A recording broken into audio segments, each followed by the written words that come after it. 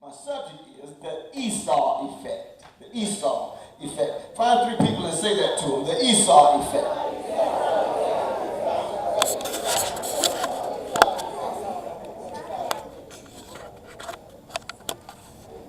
Before I get into this, I need to take care of first things first. I need to be sure that I'm talking to the right you today. And I need for you all, by the same token, to be sure of who is standing behind this sacred desk talking to you today. Because this is a pertinent moment in your life. So I need to understand who I'm talking to. And you need to understand who's talking to you. Somebody say amen to that. To explain this, I need to go and talk about Simon. After Simon gets revelation in Luke chapter 22 from the Father as to the true identity of Christ, Jesus says to Simon, after he's declared, "Thou art the Christ," after he said that, Jesus said, "Simon, flesh and blood didn't reveal that to you, but my Father in heaven revealed this to you." So he says, no longer, from this point on, no longer will you be called Simon. He says, from this point on, you're going to be known as Peter. Peter means the rock. Watch this. He said, because you are the strong one. You're no longer going to be called Peter. You're Simon. Yes. A few days later, Jesus is talking to the disciples about his upcoming time of suffering, his impending death. And after he tells them, "I'm going to die," they are arguing over who's going to take over when he's gone.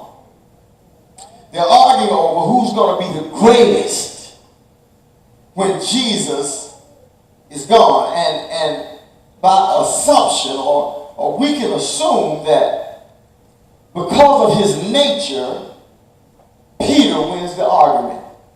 Because he's always been aggressive. He's always been the one who could out-talk everybody else. You've been around those kind of folk. Can't get a word in edgewise. That's Peter. That was his assertive demeanor. Now let's put up Luke 22. And I want to read to you what he says. And the Lord said, "Simon, Simon, behold," listen to this, y'all. "Behold, Satan has desired to have you, that he may sift you as wheat." Let's stop right there. Now, I just gave you a situation that happened before this. I just told you that before this occasion, Jesus says to Simon, "No longer will you be called Simon." He said that before this occasion. Y'all with me? He says, "No longer will you be called Simon." So after he makes that statement, he says, "Simon, Simon." But I thought you said he'd no longer be called Simon.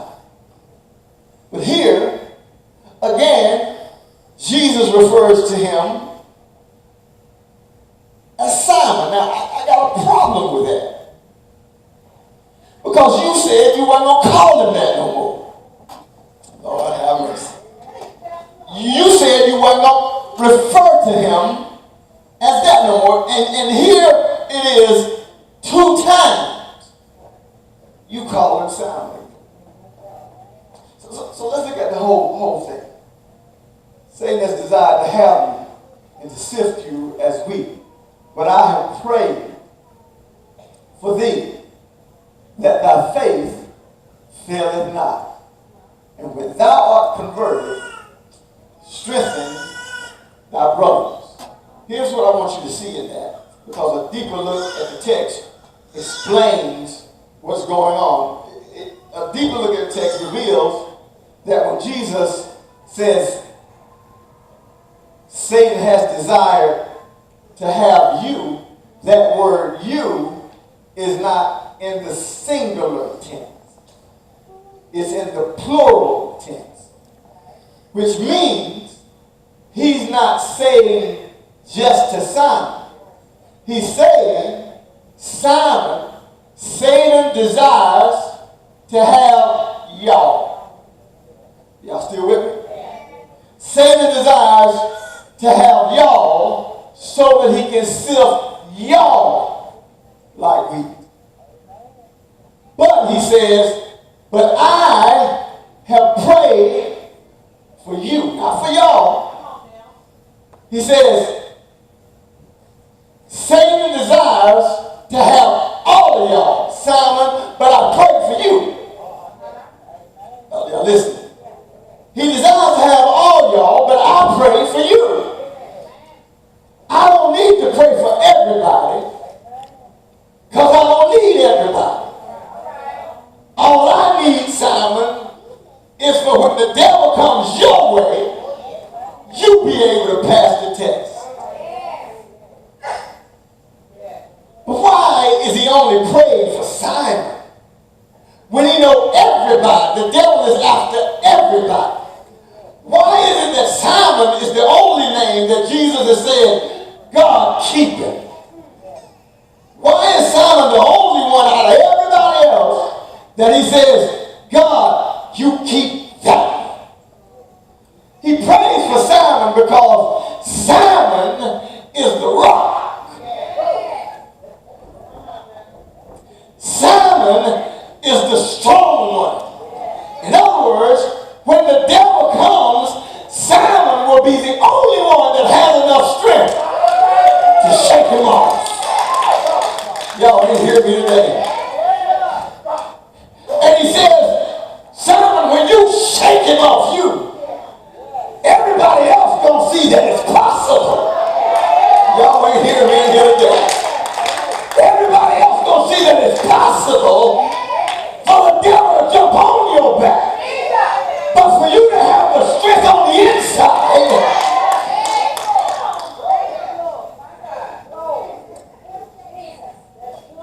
so I don't need everybody.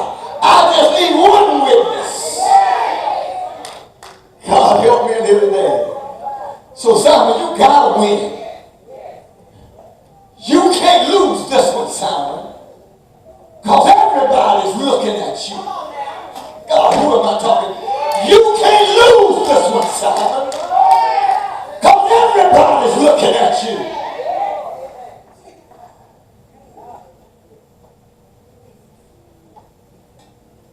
The devil's not only after you, but he's after everybody that's under your auspices.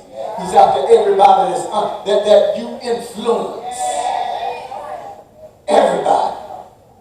So you gotta make it. For their sake, you gotta make it. For your sake, you gotta make it.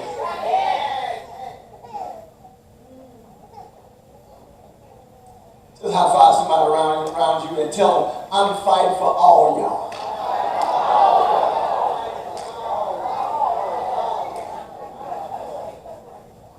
Here's why it's important that I know I'm talking to the right person today, because you cannot afford to let the old you mess up your new purpose.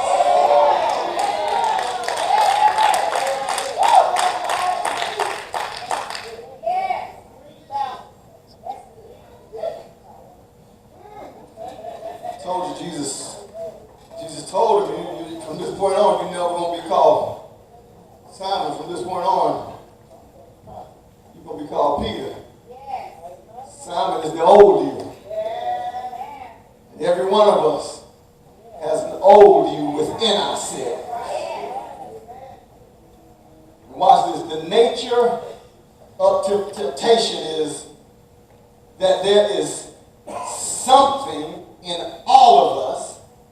There's some stuff in all of us that we liked before we got saved, that God wasn't pleased with, that's still in us after we came to Christ. God, what my real folk at today? I said there's some stuff we liked before we got saved that we still like since we've been saved. And if the old you has a word in it, you're going to do what you like to do. Because there's a sermon in all of us. God, I hope somebody got me Facebook Live today. There's a sermon in all of us.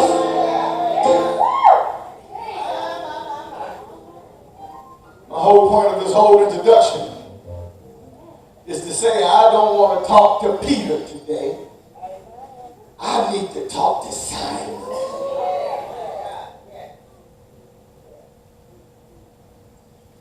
So I need to know who I'm talking to.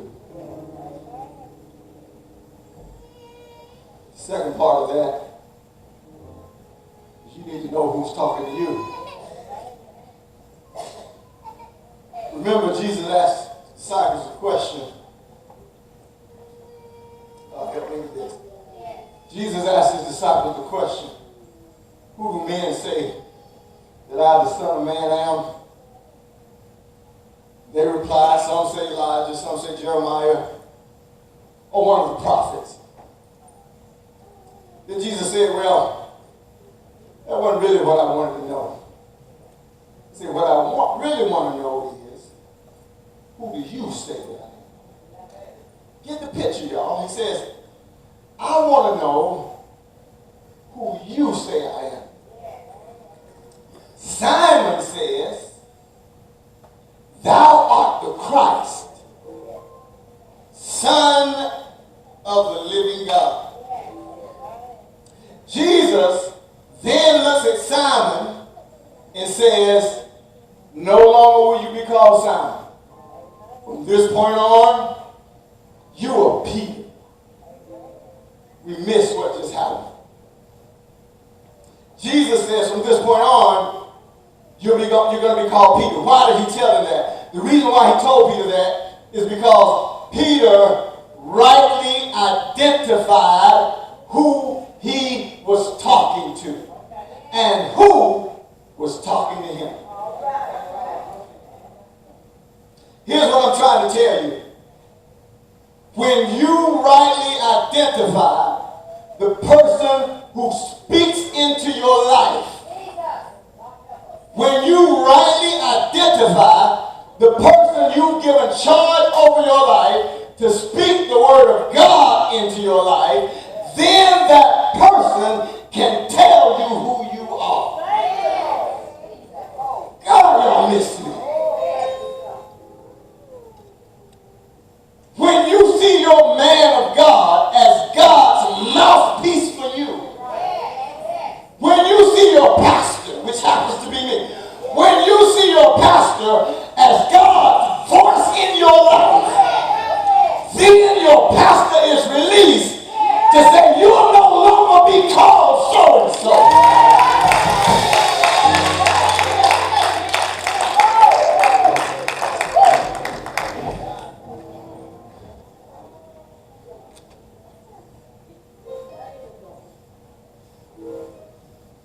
So I want to help you step into this next dimension in your life. So I need for you to step into this text with me. Genesis chapter 27. So now that I know who you are, and now that you know who I am, we're ready to hear what God has to say. Somebody shout, I'm ready, I'm ready. Now let me say this. If you're feeling funny because of what I just said, you're in the wrong place. If you feeling like he ain't got nothing to say to me, you're in the wrong place. You need to go where somebody can speak into your life. If I ain't the one, I just ain't the one. But you saying who I'm not for you does not define me. I know who I am. Good God Almighty. So let's step into this text. Let's step into this text.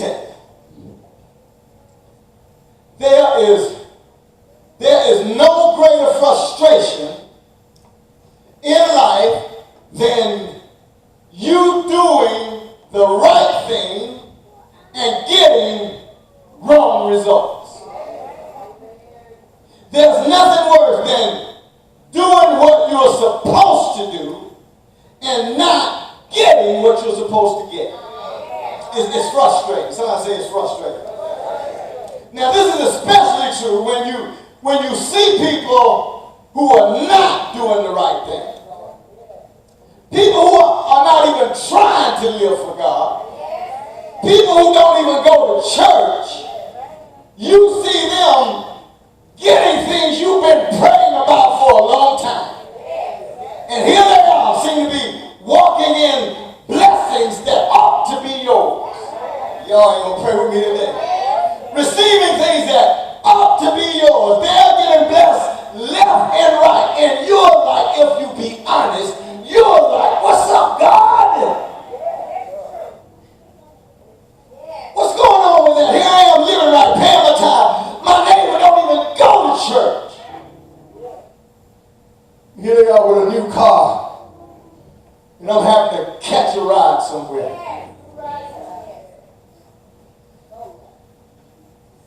I want to read the rest. The rest of this text.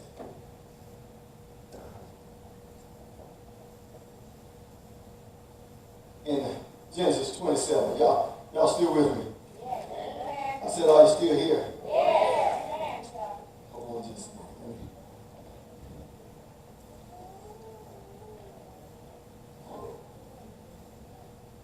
Let me get my anointing.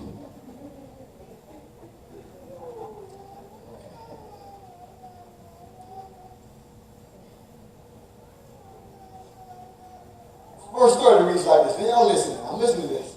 Listen, it says, as soon as Isaac had finished blessing Jacob, and almost before Jacob had left his father, Esau returns from the hunt. Esau prepared a delicious meal and brought it to his father. My God, what's about to happen? Esau prepared a delicious meal and brought it to his father. Then he said, sit up, my father, and eat my wild game so you can give me your blessing. But Isaac asked, who are you?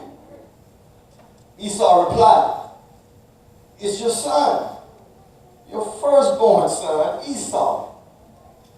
Isaac began to tremble uncontrollably and said, then who just served me wild game?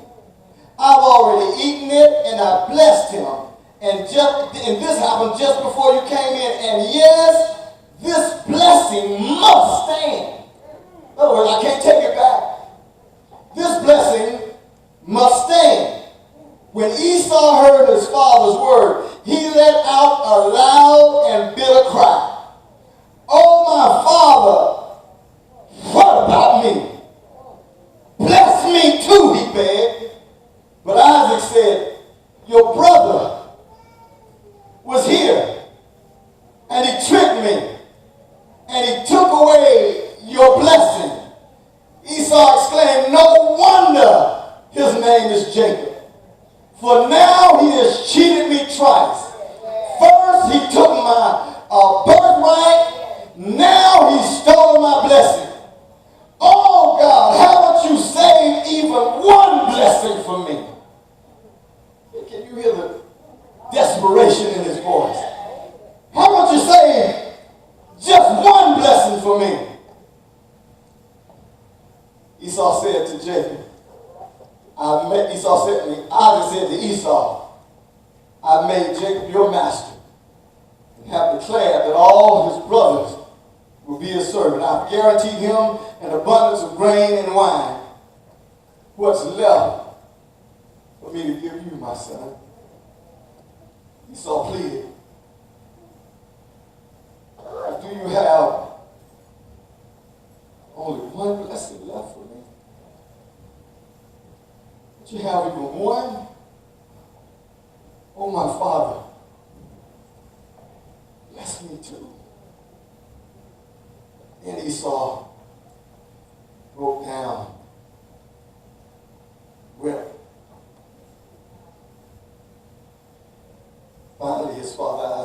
soon.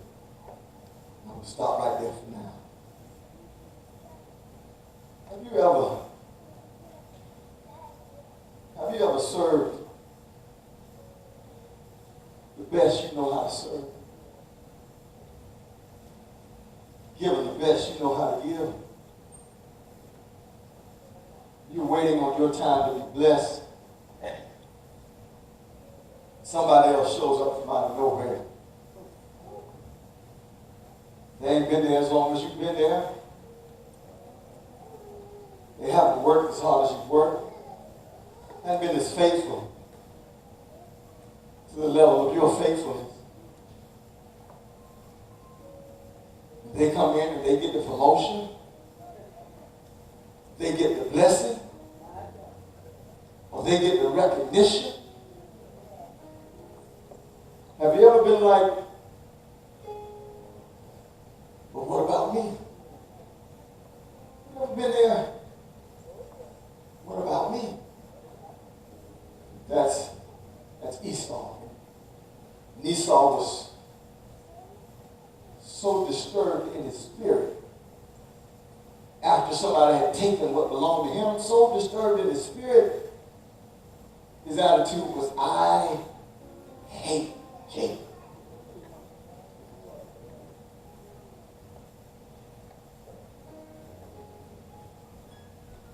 The first part of verse 40, can we pull that up? Reads like this.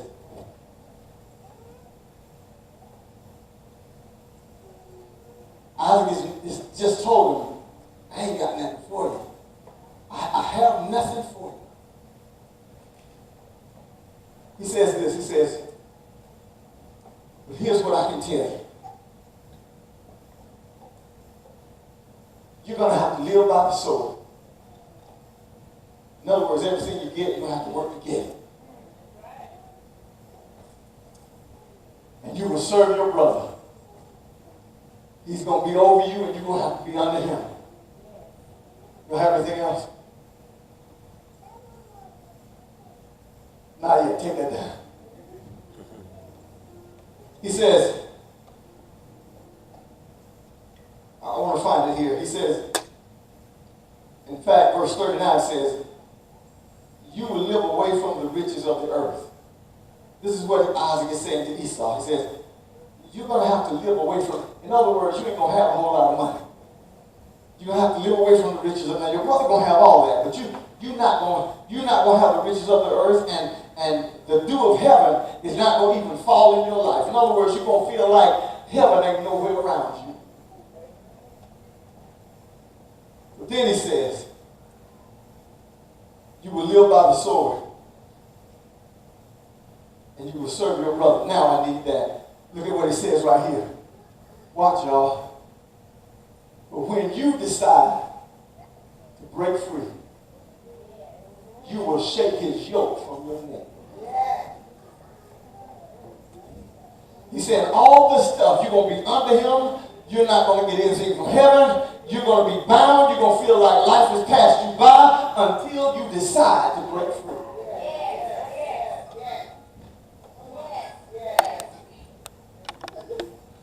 How long is it going to be on me, God? How long am I going to have to do this until you decide you're tired of it? How long am I going to have to fight this battle? How long am I going to be stuck in this thing until you decide you want to get out of it? God, y'all can hear me. When you decide enough is enough. When you decide I've been down long enough.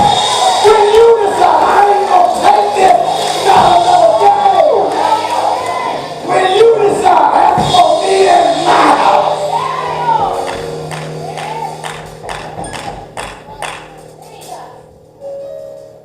So there comes a time when you really got to put your foot down. You really got to put your foot down. See, some of y'all ain't tired enough of the devil yet. Because when you get tired, you're going to put your foot down. And you're going to make the decision that I ain't taking this not another day in my life. When you decide. Tell somebody it's when you decide.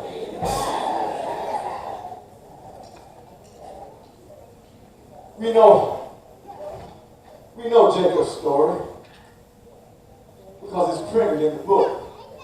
We know that he had a personal encounter with God. We know Jacob wrestled with the angel. We can see his transition, but whatever happened with Esau?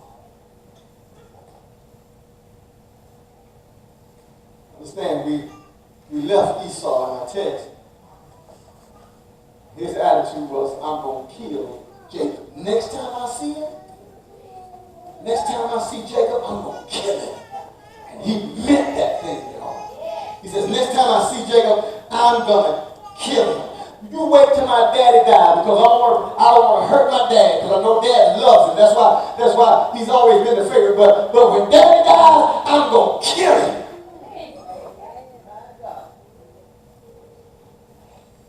Daddy told him you ain't going to be rich. Heaven's not going to smile on you. You're going to have to live by the sword, fight for everything you get, and your brother is going to be under you. That was supposed to be Esau's blessing. This is the kind of life he's been reduced to because somebody stole what belonged to him. And get this, it wasn't like at this time Esau was doing things wrong. In fact, he was doing exactly what his daddy told him to do. He was being obedient to his father at this time. He wasn't just going out there doing everything. He was being obedient to his father. But somebody in this room right now has been living an Esau kind of life. Been faithful to the Father. Faithful as you know how to be. Why did somebody else get what you thought belonged to you? Why did somebody else get the promotion? Why did somebody else have the ability to have a baby when you've been trying for years? Why does somebody else beat the addiction that you can't seem to beat? Why does somebody else find love that you can't find it anywhere? Living the Esau kind of life. But I'm glad that's not the end of Esau's story. We don't read it much. We don't talk about it much. We know that Jacob wrestled with the angel. And get this, Jacob got the blessing. Jacob's wrestling with the angel. Jacob says to the angel, I ain't going to let you go till you bless me. Wait a minute, Jacob. I thought you were already blessed. What that says to me is, what God has for me, it is for me. And you can't claim what God has for me. It also says that if Jacob is already blessed, why is he praying for a blessing? Lets me know that you can be blessed, you can be anointed, and not even know it. You can have the blessing of God on your life and still walk in defeat. You can have the healing power of God on your life and still be sick.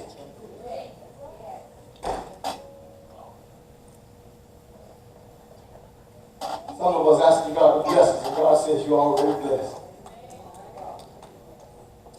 Then we go over a couple of chapters, a few chapters to chapter 33.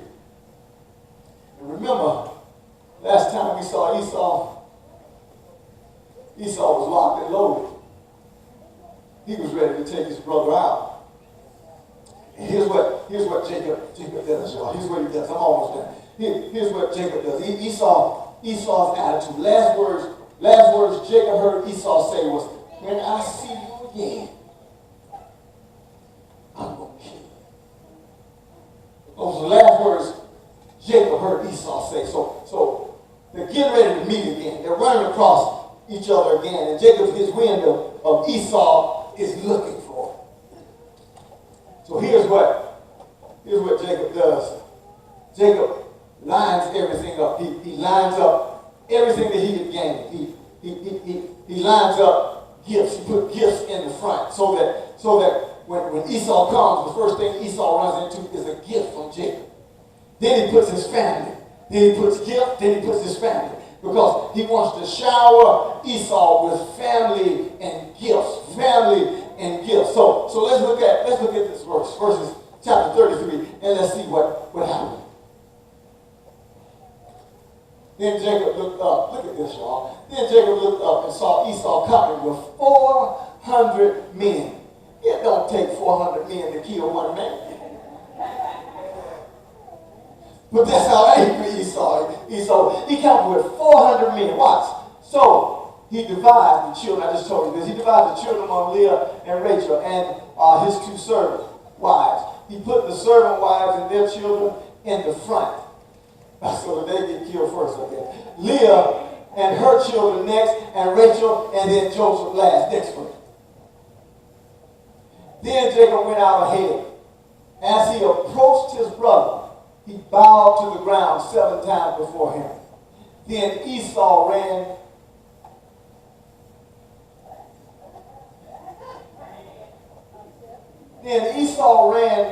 To meet him and embraced him and threw his arms around his neck and kissed him, and they both wept. Wait a minute. What happened? What happened to all the bitterness? What happened to all the anger? What happened to all the resentment? See, when you're bitter, you don't get over that easy.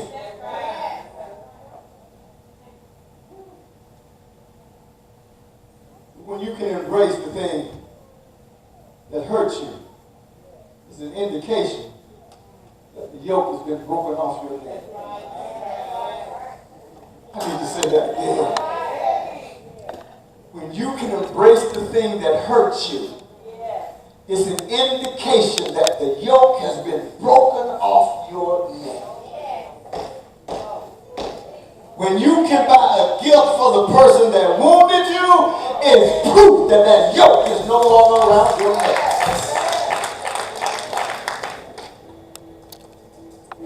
You can say to the person that got what you should have got, "No, I'm happy for you." And you really mean it. That's proof that the yoke is no longer around your neck.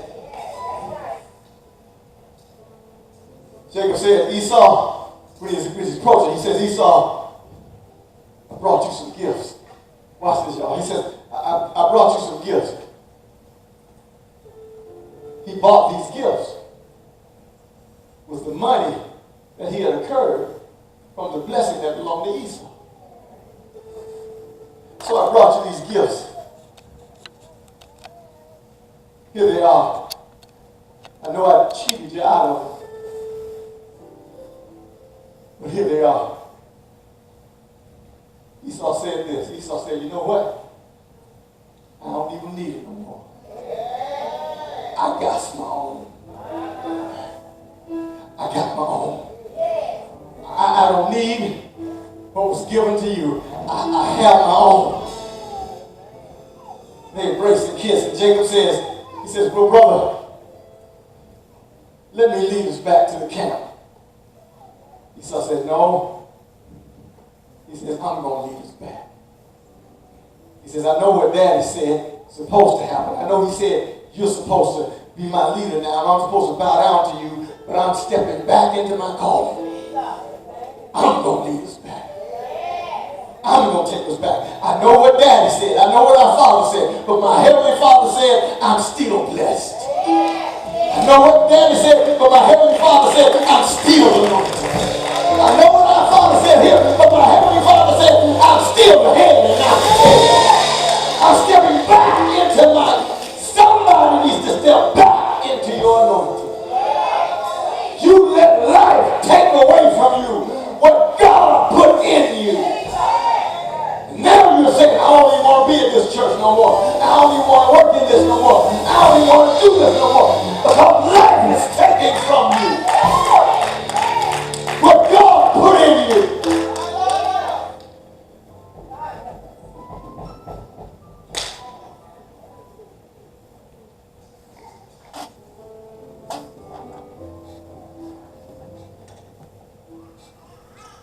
says it's not what Isaac says.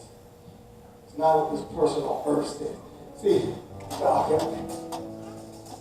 See, some of y'all got a problem of running from place to place, letting all kind of people speak into your life just because they can jump higher than somebody else. Just because they are better professionals at doing church than somebody else. You better learn how to recognize the real anointing. Because the real anointing ain't trying to bring no glory to itself. It ain't trying to push itself up to be nothing but better than nobody else. It's the real anointing. Just want to see folks set free. Just want to see folks delivered. Just want to see folks healed. I ain't trying to get no money.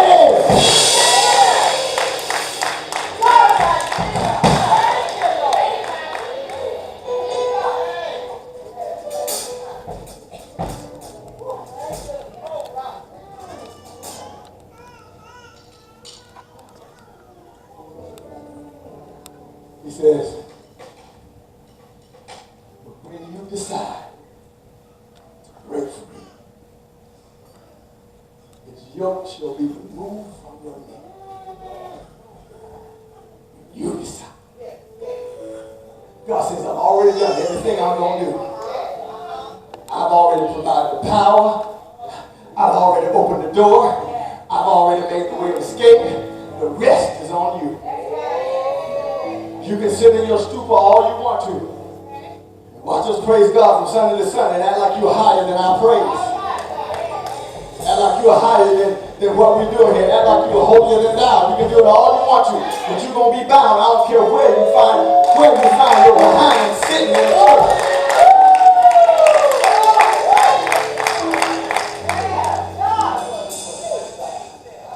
Anybody Facebook in this live? Oh, say, where y'all at?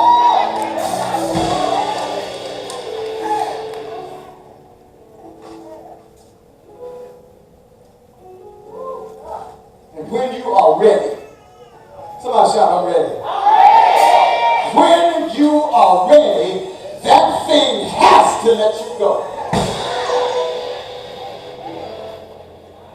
If it doesn't let you go, it's because you ain't ready. Because it's going to happen when you decide.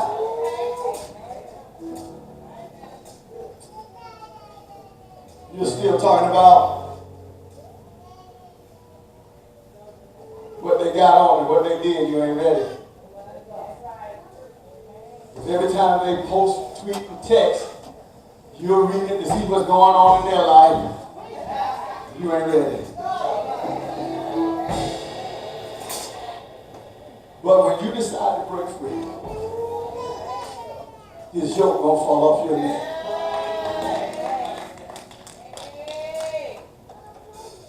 Somebody else's blessing don't have to be your curse. Shake that thing off your neck.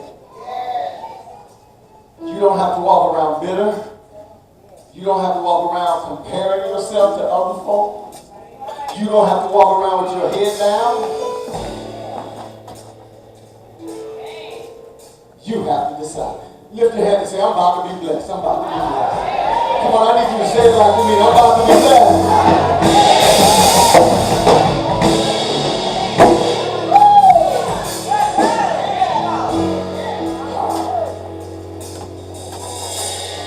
The Bible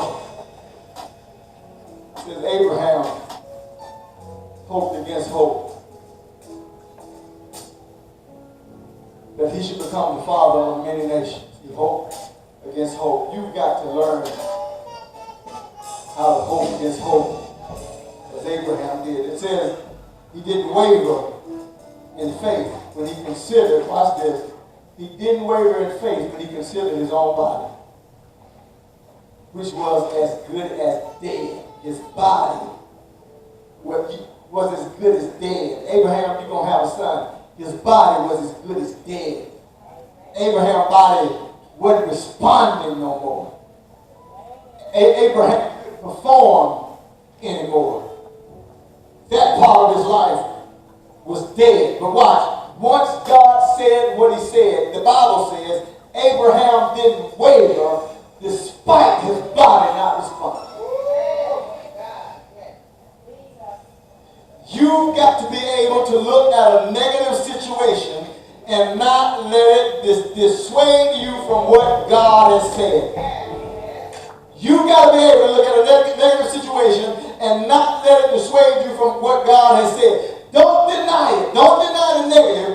But you've got to be able to look that negative straight in the face and say, in spite of you, God has declared that I shall be the head and not the tail. In spite of the behind, God has declared. See, you can't let your faith waver. You can't let your situation speak louder than God to you. What preacher better yell back to you today? Until you learn to hope against hope, you are not ready. Sometimes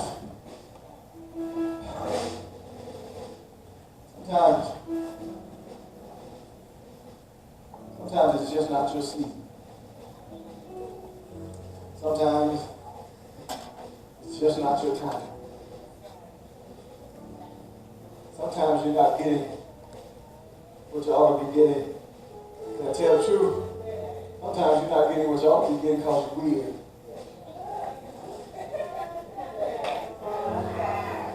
Say amen. Out yourself. Sometimes God says, if I give it to you now, you're going to mess it up. You're not ready. And we're all brothers and sisters in Christ. Like Jacob and Esau, we too have sibling rivalries. Because sometimes we feel like we look at our brother and sister in the Lord. Sometimes we feel like we're more righteous than they are. Because their sin has gone public. We feel like their stuff is being exposed, so they're not as righteous as I am. And the truth is, the only difference is, my stuff is still secret.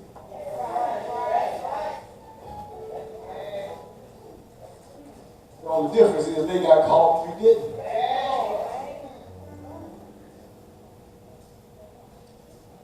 Sometimes we tell ourselves what the Trump administration calls alternative facts.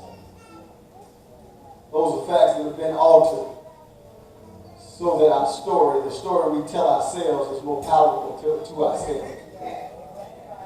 We alter our truth so that our story is more acceptable.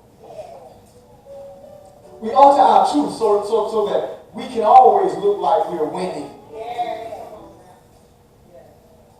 Sometimes we convince ourselves, watch this, sometimes we convince ourselves that our truth is the only truth. Y'all gotta hear me now. Sometimes we convince ourselves that our truth, the truth we know, is the only truth. And the way I see it is the only way. And what I know I'm right about is right for everybody else. And if anybody doesn't agree with what I know to be right, they are wrong. Lord have mercy. Are you always right and everybody else is wrong? Are you always right and those folks just don't get it? We need to come to a place where we can admit, like the Apostle Paul, and say these words, I count not myself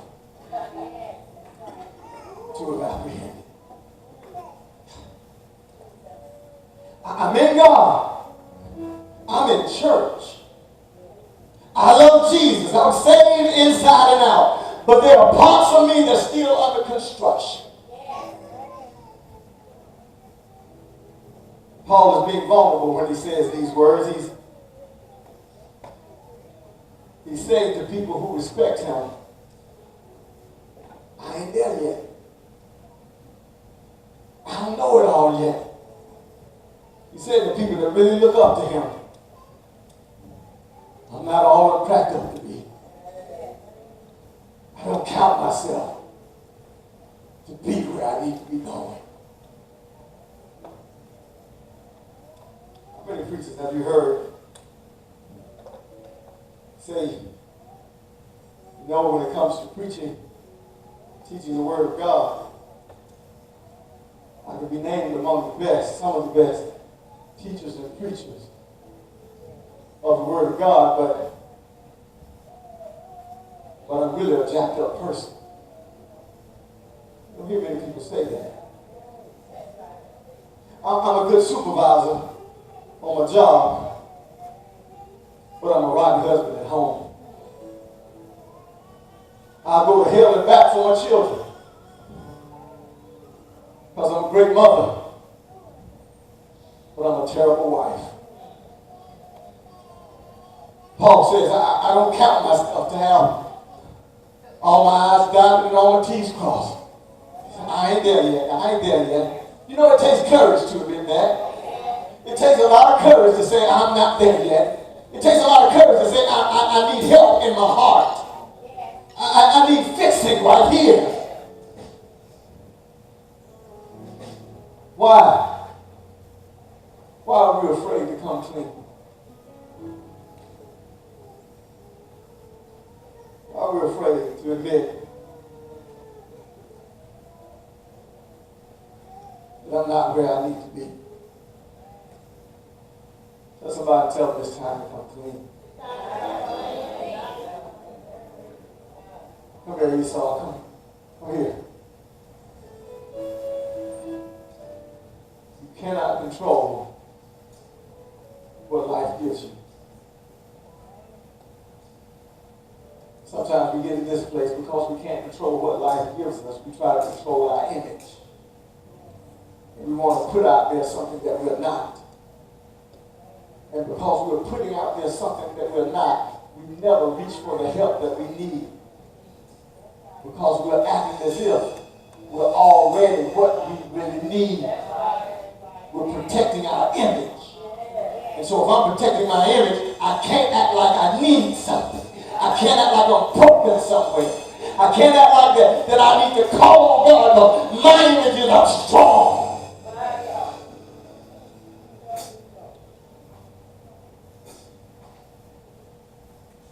No, Pastor. I can't let that go because they're going to talk about me. Let them talk. This is a fix my life moment. Let them talk. Why are you so worried about somebody who can't add 1 inch to your life? Why are you so worried about protecting what they think about you to the expense of your own well-being?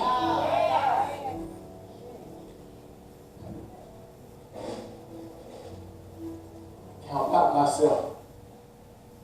Can you say that? Say, I count not myself to have apprehended. Look at somebody and say, I ain't there yet. But you know when you can get there? When you decide to break free. When you can break free from other folks' opinion. When you can break free, watch this, from always having to be right. I heard God say, stay right there. When you can break free from always having to be right. The reason why can't nobody stand you is because you're always right.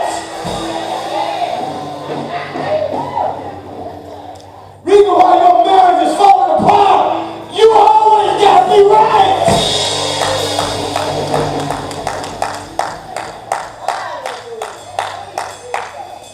And you're losing everything. Okay, you're right, so what? What do you get? You get a messed up life. You're right, you win. Okay. You win. Now what do you get?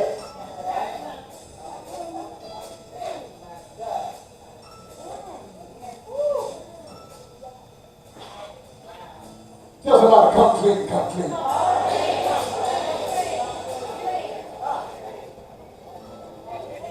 Yeah, I'm coming clean.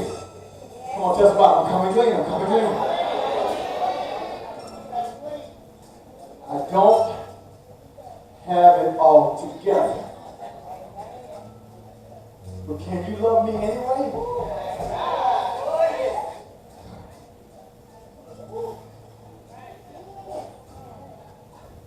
I don't have it all together. But will you let me lead you anyway?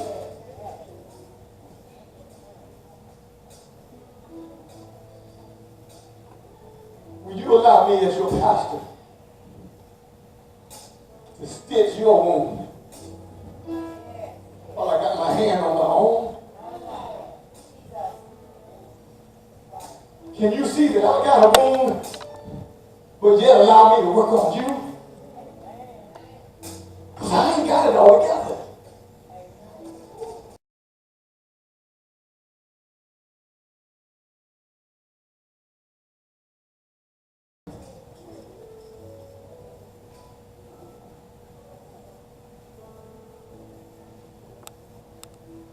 We don't get to read what happened to Esau. We know he changed. Last time we saw him, he wasn't trying to kiss nobody. He wasn't trying to kiss nobody on the neck. He was trying to cut somebody's neck off. We know Jacob wrestled with the angel because we read it. But I have a suspicion that Esau had his own wrestling match with the angel. Because you don't change to that extent unless you've been in a match with God.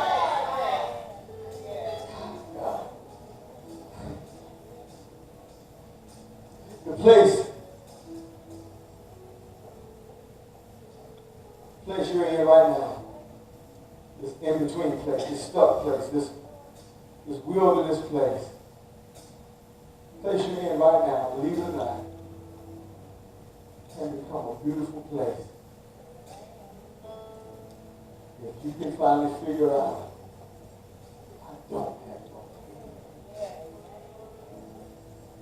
Because when you figure that out, that's the place where God releases his power. That's the place where God releases his anointing. Your destination, the place you're going, is not necessarily going to be the place of your greatest joy. The place where you're going is not necessarily going to be the place of joy. It is the things that's going to bring you the greatest joy is the things you discover along the way. The tears of joy that a parent has when her child graduates college and she's crying uncontrollably, the mother. The tears that she's crying is not because she sees her son or her daughter walks across the stage.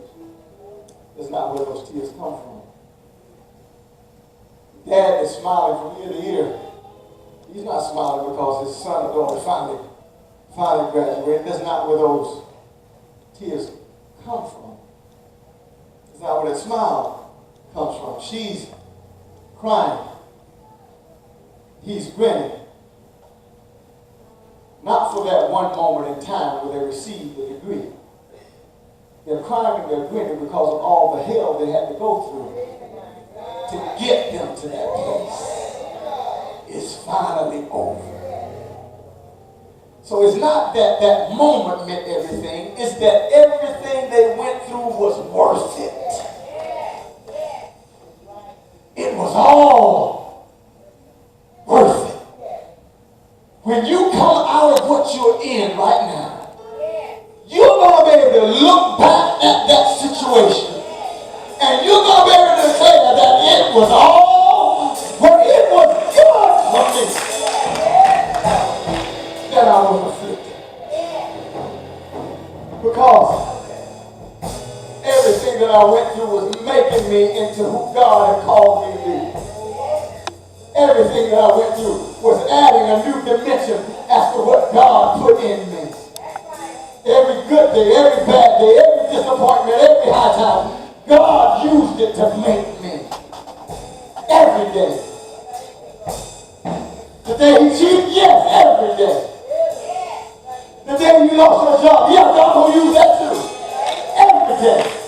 It's adding a new element to who you are. Every day is making you more in the image of Jesus. Every day.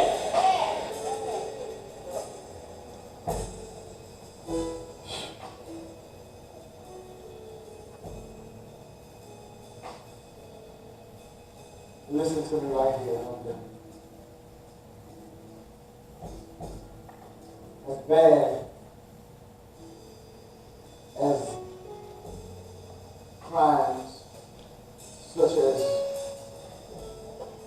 rape can be, perhaps there's nothing more horrific and more demeaning as the act of rape on a person. But as horrible as it is, as deplorable as it is, what is equally as bad as that act itself is the after effects of the incident.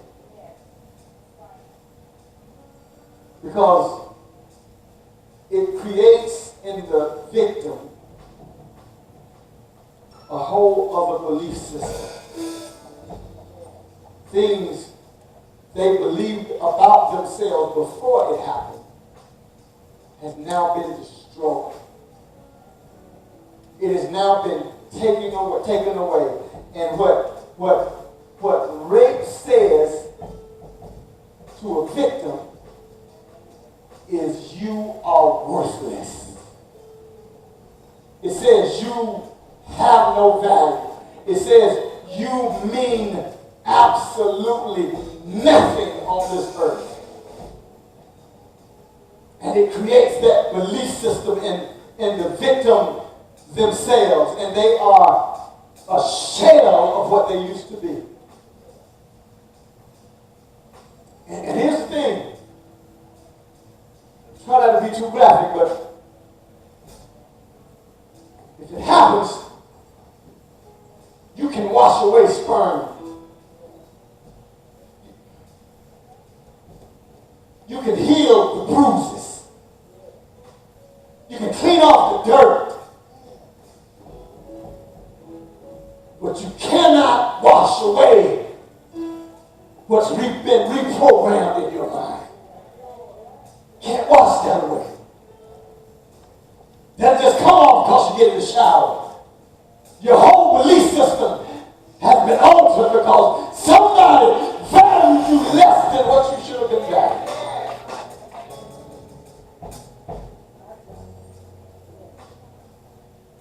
You're rightfully angry and bitter with the lowlife that did this to you, because it changed the way you think about yourself. Here's the deal. That person that did this may be in prison, may be dead now, or what's even worse, they may be going around acting like it never even happened. But here you are. You're left trapped in a dimension of never discovering who you are because somebody derailed you. Maybe your incident is not as bad as rape, but whatever got you off track, whatever got you off course to what God was calling you to be, whatever life, whatever the Jacob is in your life that stole what belonged to you, whatever took what you thought should have been coming your way, God is waiting for his own wrestling match with you.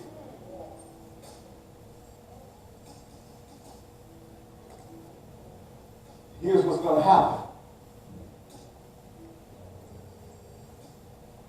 You're going to show up to him as Jacob, the one that's getting bruised, the slanderer, the one that's no good, the one that's off track. Once you get into this match with God, you make sure you grab a hold to him. You say, as Jacob said, I ain't going to let you go till you bless me, because I can't go back home. I ain't taking Jacob back home. I ain't taking the bruised one back home. I'm not taking the hurt one back home. I'm not taking the one that can't get ahead back home. I'm not going to let you go, God, until you do something about this Jacob. So God says, okay, no longer will you be called Jacob. I'm about to give you a whole new identity. No longer are you Jacob. From this point on, you are Israel. You're not the slanderer. You're not the rotten one. You are one who is a prince of God. That's who you are. That's your new name. Walk in who God called you to be. Walk in who God purposed you to be. Don't take your Simon home with you. Leave Simon at the cross with Christ. Somebody say amen to that. Come on, somebody say amen to that.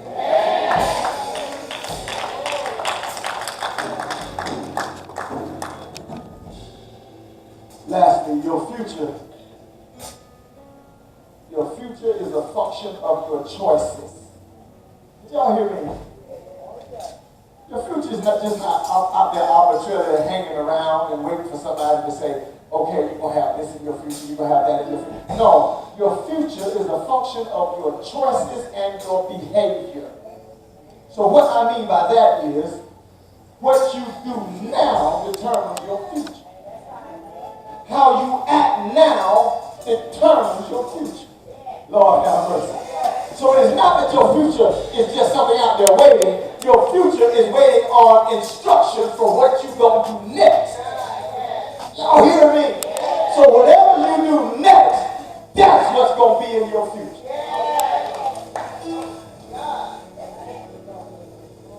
What you going to do next?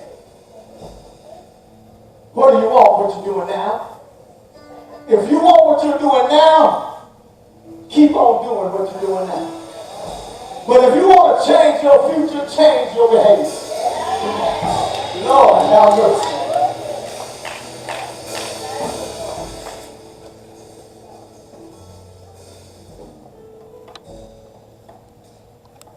Come on, I need you to holler this at me as loud as you can. Somebody say, how long? Come on, holler again. How long? One more time. How long? Until you decide to break free. And when you decide to break free, that yoke is going to be removed from your neck. Come on, somebody give God praise in the house.